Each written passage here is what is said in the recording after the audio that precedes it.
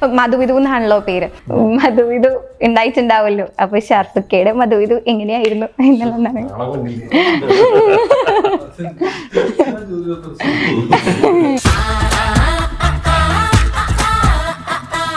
എന്നാലും എനിക്ക് അറിയണമെന്നുണ്ട്.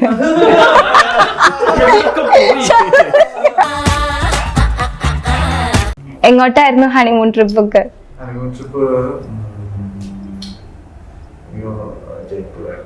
Hi all, welcome to B four blaze Malayalam. This is Anna. ഇന്ന് നമ്മുടെ കൂടെ ജോയിൻ ചെയ്തിരിക്കുന്നത് റോം കോം ജോണറിൽ നിർമ്മിച്ച most waited feel good movie മധുവിധുവിൻ്റെ വിശേഷങ്ങൾ അറിയാൻ വേണ്ടിയിട്ടാണ്.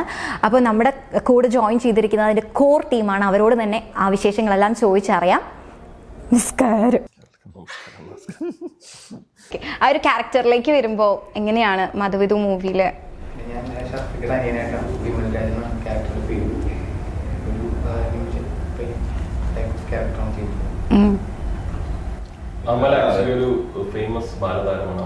അതെ, അമർ അക്ബർ അന്തോണിയിലെ ചോദിക്കാതിരിക്കും. അതില് കൊച്ചുകുട്ടിയാണ് വളർന്ന് വലുതായി ഒരു പക്ഷെ ഇപ്പൊ അത് കണ്ടിട്ട് നോക്കുമ്പോ ആ പയ്യനുള്ളത് കുറച്ചുകൂടി കിട്ടും. ഈ സിനിമയിൽ എന്തായാലും ഇങ്ങനെ ഇരിക്കണ ഒരുത്തനല്ല, അങ്ങനെയല്ല. വേറെ ശരിക്കും റിയൽ ലൈഫിൽ ഇങ്ങനെ പാവമാണോ അല്ലെങ്കിൽ ഇന്റർവ്യൂ? അതാ. അപ്പൊ നമുക്ക് ഒരു രണ്ടുപേര് പാട്ടൊക്കെ കേൾക്കണോണ്ട് എനിക്ക് വിരോധമില്ല, സംസാരിക്കാൻ. ആയിക്കോട്ടെ.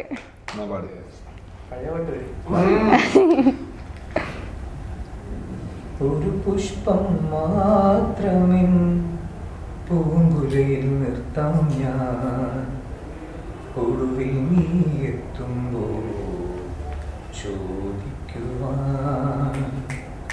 ഒരു ഗാനം മാത്രമേ, ഒരു ഗാനം മാത്രമേ ഹൃദയത്തിൽ സൂക്ഷിക്കാം, ഒടുവിൽ നീ എത്തുമ്പോൾ ചെവിയിൽ മൂടാൻ.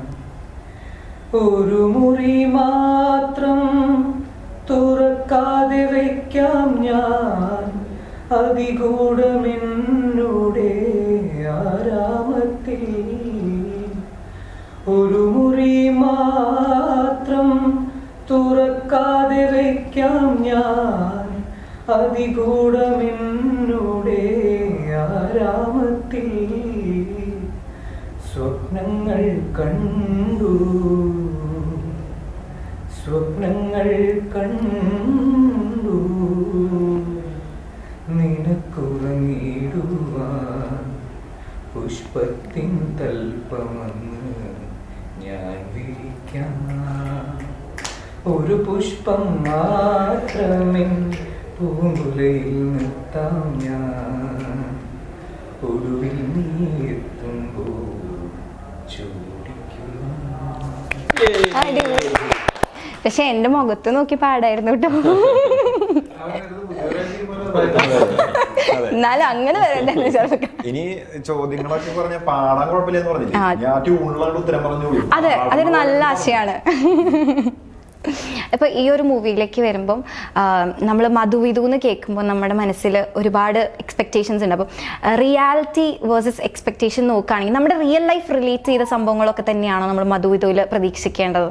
തീർച്ചയായിട്ടും അതൊരു നാട്ടിൻപുറത്തുള്ള ഒരു സാധാരണ കുടുംബങ്ങൾക്ക് റിലേറ്റ് ചെയ്യാൻ പറ്റുന്ന ഒരു സാധാരണ മധുരാനുള്ള സാധാരണ കുടുംബത്തിൽ നടക്കുന്ന, എന്നാൽ നമ്മൾ ചുറ്റും കണ്ടിട്ടുള്ള ഇൻസിഡൻസ്, എന്നാൽ ഇച്ചിരി അസാധാരണങ്ങളുള്ള കഥാ സിനിമ സന്ദർഭങ്ങളുള്ള ഒരു രസകരമായ പടമാണ്. ക്യാരക്ടേഴ്സിനൊക്കെ നിങ്ങൾ ഒരുപാട് കണ്ടിട്ടുണ്ടാവും, എന്നാൽ സിറ്റുവേഷൻസ് ഒക്കെ കുറച്ച് പുതിയതായിരിക്കും, എല്ലാവർക്കും റിലേറ്റ് ചെയ്യാൻ പറ്റുന്ന ക്യാരക്ടേഴ്സ് ആയിരിക്കും. ഓക്കെ. ഇപ്പൊ ഷാർഫക്ക മധുവിധു എന്ന് പറഞ്ഞ കഥ കേട്ടപ്പോൾ യെസ് പറയാൻ എന്തെങ്കിലും ഒരു റീസൺ ഉണ്ടായിട്ടുണ്ടാവല്ലോ? നമുക്ക് എന്തായാലും ഒരുപാട് കഥകൾ കേൾക്കുന്നുണ്ടാവും. അപ്പൊ ആ യെസ് പറയാനുള്ള ഒരു റീസൺ എന്തായിരുന്നു? അല്ല, പക്ഷെ ഷാർഫ അന്ന് പറഞ്ഞൊരു ഡയലോഗ് ഉണ്ട്, ഓർമ്മയില്ല? നിങ്ങൾ രണ്ടും കൂടി ഒരു കുഴിയിലുകൊണ്ട് ചാടിക്കൊന്നുമില്ല, ആ ഒരു ഉറപ്പുണ്ട് എന്ന് പറഞ്ഞായിരുന്നു. അത് പുള്ളി പറഞ്ഞിട്ടുണ്ടാവും, പക്ഷെ ഞങ്ങൾക്കതൊരു വലിയ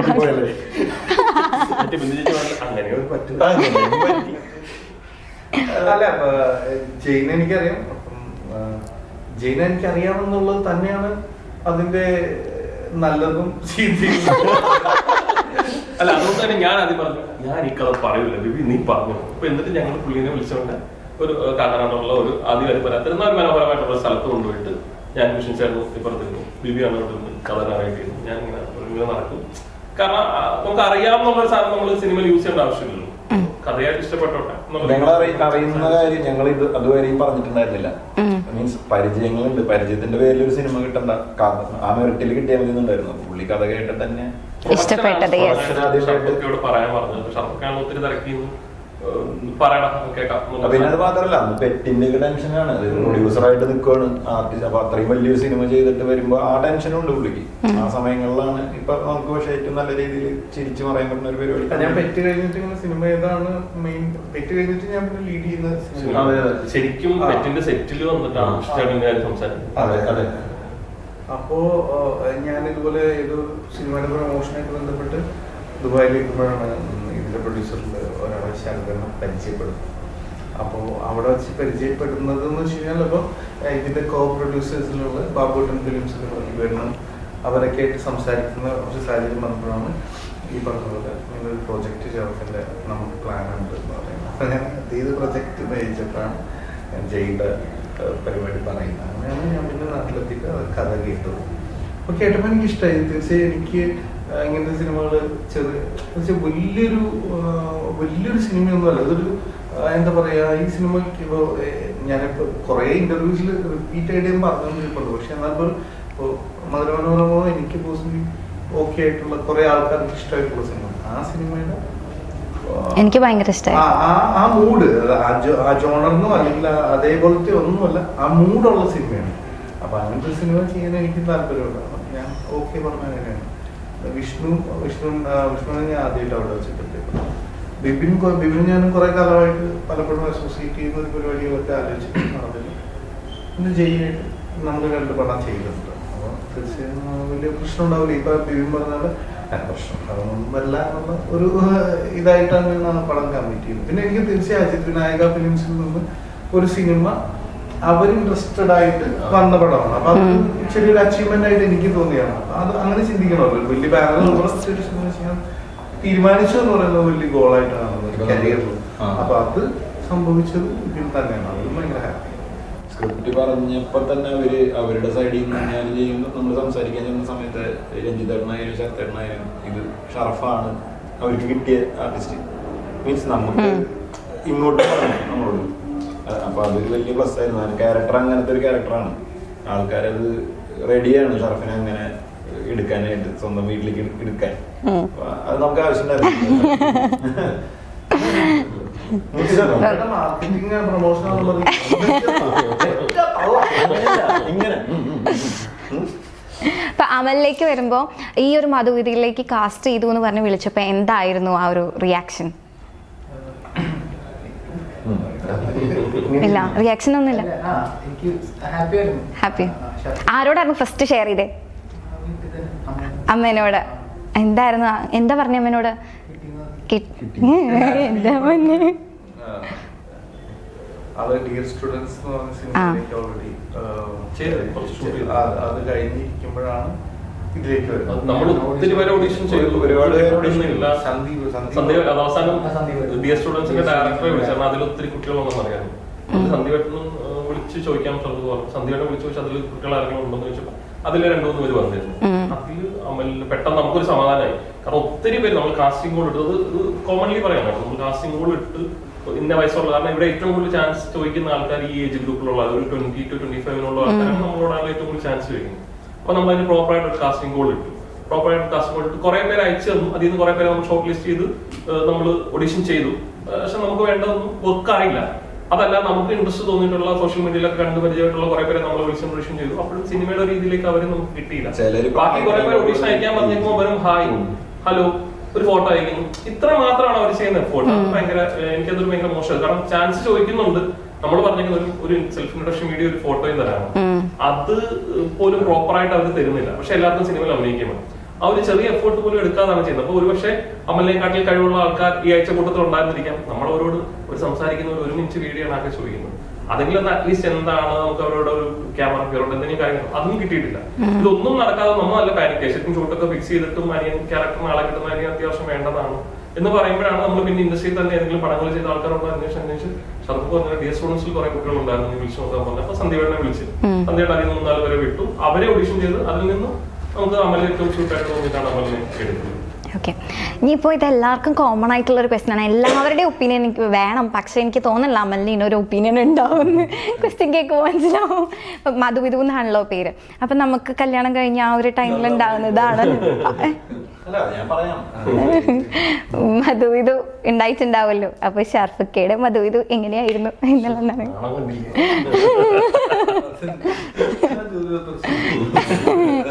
എന്നാലും എനിക്ക് അറിയണമെന്നുണ്ട്.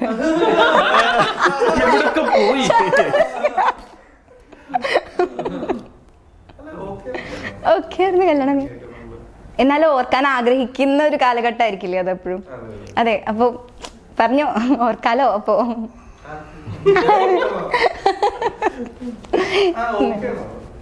എങ്ങോട്ടായിരുന്നു ഹണിമൂൺ ട്രിപ്പ് ഒക്കെ?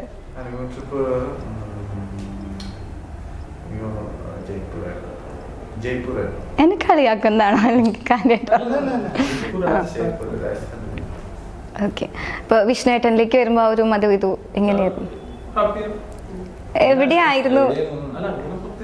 സ്ഥലമൊന്നുമില്ല. അപ്പൊ ഇത് ഷൂട്ട് ചെയ്യുന്ന സമയത്ത് ഇപ്പൊ ഷർഫിക്കായാലും വിഷ്ണുവേട്ടനായാലും സ്വന്തം മധുവിധു ഓർമ്മ വരുന്ന അങ്ങനെയൊക്കെ സാഹചര്യങ്ങൾ ഉണ്ടായിട്ടുണ്ടോ?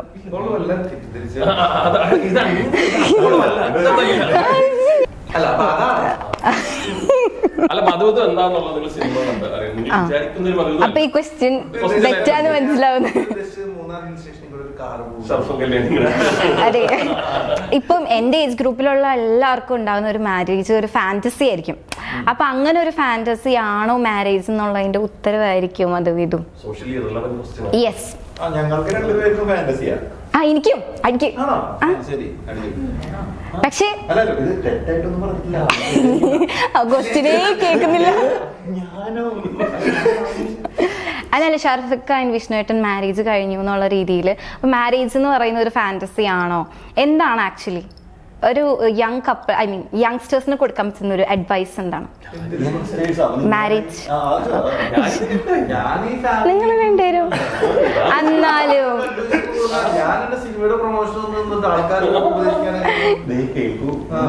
എന്നാലും ഇപ്പം മാരേജ് കഴിഞ്ഞു ഒരാളെന്നുള്ള രീതിയിൽ എന്താണ് യങ്സ്റ്റേഴ്സിന് കൊടുക്കാൻ പറ്റുന്ന ഒരു ഉപദേശം?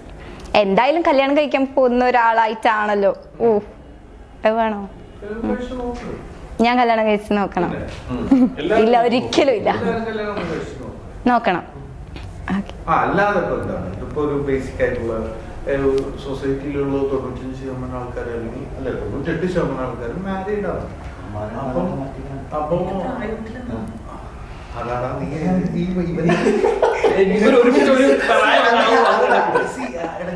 നമ്മള് രണ്ടാള് ചേട്ടന്റെ പ്രായം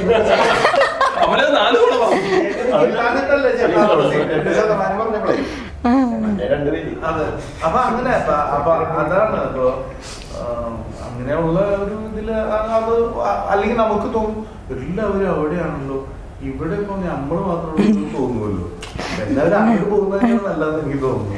അത് കൺഫ്യൂഷൻ വേണ്ട, അതിനുള്ള ധൈര്യം ഉണ്ടെങ്കിൽ നോക്കേട്ടോ തീരുമാനങ്ങളാണ്. യെസ്, ഇപ്പം ഷർഫിക്കയിലേക്ക് വരുമ്പം ആദ്യം നമ്മൾ കണ്ടത് പ്രേമം എന്ന് പറഞ്ഞ മൂവിയിൽ എനിക്ക് ഇപ്പോഴും മറക്കാൻ പറ്റാത്ത ഡയലോഗാണ് പകച്ചുപോയി എൻ്റെ വാല്യൂ എന്നുള്ളത്. അപ്പം ആ സമയത്ത് ഞാൻ ഇന്റർവ്യൂ ഒന്നും എടുക്കാത്തൊരു സമയമായിരുന്നു, കുഞ്ഞു കുട്ടിയായിരുന്നു. അത്ര കുഞ്ഞു കുട്ടിയില്ല, എന്തോ കാര്യമായിട്ട് പ്രൂവ് ചെയ്യാൻ ശ്രമിക്കുന്നുണ്ട്. ഇല്ലില്ല, ഞാനില്ല.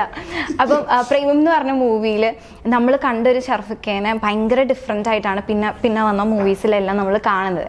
ആ ഒരു ട്രാൻസിഷൻ നോക്കുമ്പം എന്തായിരുന്നു ഒരു ആക്ടറിന് വന്ന ചേഞ്ച്? ആദ്യം ചെയ്ത മൂവിയിൽ നിന്നും ഇപ്പം നിൽക്കുന്ന ഒരു പൊസിഷനിൽ നോക്കുമ്പോൾ ചേഞ്ച് എന്താണ്, ഒരു ട്രാൻസ്ഫർമേഷൻ എന്താണെന്ന് തോന്നുന്നു?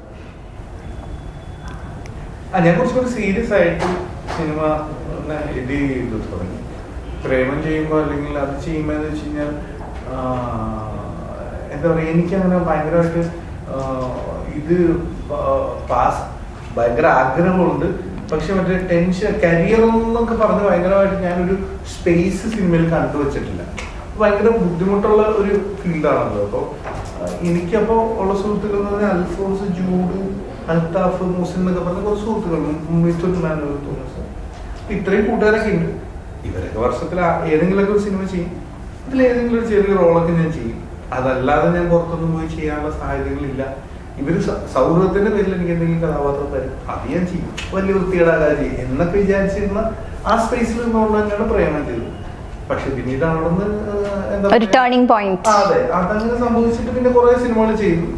പിന്നെ ഒരു പോയിന്റ് എത്തിയപ്പോ ഞാനും മനസ്സിലാക്കിയെന്ന് വെച്ചാൽ കുഴപ്പമില്ല, പരിപാടി നമ്മൾ ചെയ്യുന്നത് എന്തോ കറക്റ്റ് ആണ്, ഓക്കെ ആണെന്ന് തോന്നി. അപ്പൊ കുറച്ചും കൂടി സീരിയസ് ആയിട്ട് തന്നെ അപ്രോച്ച് ചെയ്തു. അപ്പോൾ അങ്ങനെ ഒരു സീരിയസ് ആയിട്ട് അപ്രോച്ച്. പക്ഷെ ഇതെങ്ങനെ ചിന്തിക്കുമ്പോൾ ഞാൻ സിനിമ ഫാനാണ്. എന്ന് വെച്ചാൽ എൻ്റെ ബാക്കി ജോലിയോ അല്ലെങ്കിൽ എൻ്റെ ബാക്കി ടൈം കഴിഞ്ഞിട്ട് ഞാൻ ഏറ്റവും കൂടുതൽ ഞാൻ ആലോചിക്കുന്നതോ അല്ലെങ്കിൽ കാണുന്നതോ എല്ലാം സിനിമ, തിയേറ്റർ, മൂവി വാച്ചിങ് ആണ് എൻ്റെ ഒരു സ്പേസ്. എൻ്റെ എല്ലാ രീതിയിലുള്ള ഹോബി എന്നൊക്കെ പറയുന്നത് അത് ആ സ്പേസാണ്. അത് ഞാൻ ഇതോട് കണക്റ്റഡ് ആണ്. അപ്പം എനിക്കറിയാവുന്ന ഒരു സിനിമയിലാണ്. അപ്പം അത് എനിക്ക് ഇപ്പോൾ ഭയങ്കര ഗുണം ചെയ്യുന്നുണ്ട്. കുറേ സിനിമകൾ കണ്ടതെല്ലാം എനിക്ക് ഭയങ്കര ഗുണം ചെയ്യും. ഓക്കെ, ഇപ്പോൾ ഈ ഒരു ഫീൽഡിൽ വന്നില്ലായിരുന്നെങ്കിൽ, ഓരോരുത്തർക്കുമാണ്, ഈ ഒരു ഫീൽഡിൽ വന്നില്ലായിരുന്നെങ്കിൽ എന്തായിരുന്നു ആവുക ഭാവിയിൽ, ഫ്യൂച്ചറിൽ? ഞാനൊരു സെയിൽസ് ഫീൽഡിൽ മാർക്കറ്റിംഗ് മാനേജർ ഞാൻ ആയിരുന്നു. ഞാൻ ജോലി ചെയ്തുകൊണ്ട് ഞാൻ കുറച്ച് നാളായിരുന്നു ജോലി വിട്ടിട്ട്. ഞാനൊരു ഫാഷൻ ബ്രാൻഡിന്റെ കേരള സെയിൽസ് ഉണ്ടായിരുന്നു.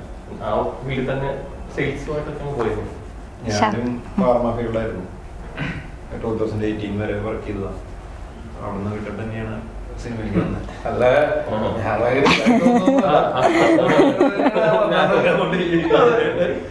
ആക്ച്വലി ഞങ്ങൾ ഒരേ സമയത്ത് ജോലി റിസൈൻ ചെയ്തു. ഞാൻ അന്വേഷണത്തിൽ അഭിനയിക്കുന്നു. അല്ല, അപ്പൊ ടെൻഷൻ ഉണ്ടായിരുന്നില്ലേ? ഇത് നമ്മൾ മൂവിയിൽ വന്നു കഴിഞ്ഞാൽ വിജയിക്കോ റിസൈൻ ചെയ്യാന്നൊക്കെ പറയുന്ന ഒരു വലിയ ഡിസിഷൻ അല്ലേ? അതെന്തോ എടുത്തു. നമ്മൾ ട്രൈ ചെയ്യാണ്ട് തോറ്റു പോകാന്നൊന്നുമില്ല കേട്ടോ, തോറ്റിട്ടില്ല. അപ്പൊ അതുകൊണ്ട് പിന്നെ അതില് ആ പേടിയൊന്നുമില്ല. ഞാൻ അഭിനയിക്കാൻ വേണ്ടി റിസൈൻ ചെയ്തതാണ്. 3-4 പടങ്ങളിൽ കുഴപ്പമില്ലാതെ അഭിനയിച്ച് റോൾസ് ഒക്കെ കിട്ടുന്ന ഒരവസ്ഥ നമുക്ക് കൊറോണ വന്നു. പിന്നെ ശുഭം പുതിയ ആൾക്ക് കിട്ടാവുന്ന ഏറ്റവും വലിയ ഇന്റർവ്യൂ വന്നാണ് ഞാൻ. മീൻസ് നമുക്കത് തന്നു. ഇപ്പൊ ഷർഫുക്ക നടനായില്ലായിരുന്നെങ്കിൽ ഞാൻ ബിസിനസ് ചെയ്യുന്നുണ്ടായിരുന്നു. ബിസിനസ് തന്നെ കണ്ടിന്യൂ ചെയ്തേനെ. അമലിലേക്ക് വരുമ്പോ ഇപ്പൊ ആക്ച്വലി കറന്റ്ലി ഇപ്പൊ മ്യൂസീഷ്യനാണ്, ജിം ട്രെയിനറാണ്.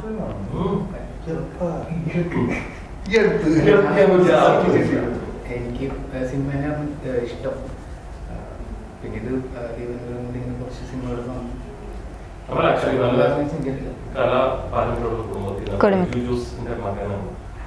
നമ്മുടെ കുഞ്ഞിനോട് ഭയങ്കര ടിവിയിൽ ഭയങ്കര ആരാധിച്ച് കണ്ടിരുന്ന അവരെ ഇന്ന് പറയാറില്ല.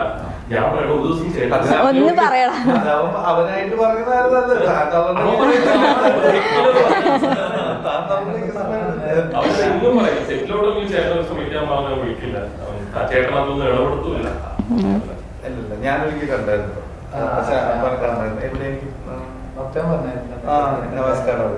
നമസ്കാരം. ഇപ്പം ഈ ഒരു മൂവിക്ക് വേണ്ടിയിട്ട് നമ്മൾ കാണാറുണ്ട്, ഒരു മൂവിക്ക് വേണ്ടിയിട്ട് ഫിസിക്കൽ ട്രാൻസ്ഫോർമേഷനും മെന്റലി ഒക്കെ നമ്മൾ പ്രിപ്പയർഡ് ആവേണ്ട. അങ്ങനെയുള്ള എന്തെങ്കിലും കേസസ് ഉണ്ടായിട്ടുണ്ടോ ഈ ഒരു മൂവിക്ക് വേണ്ടിയിട്ട് ഭയങ്കരമായിട്ട്? ഇവരുടെ അടുത്തൊന്ന് സെറ്റ്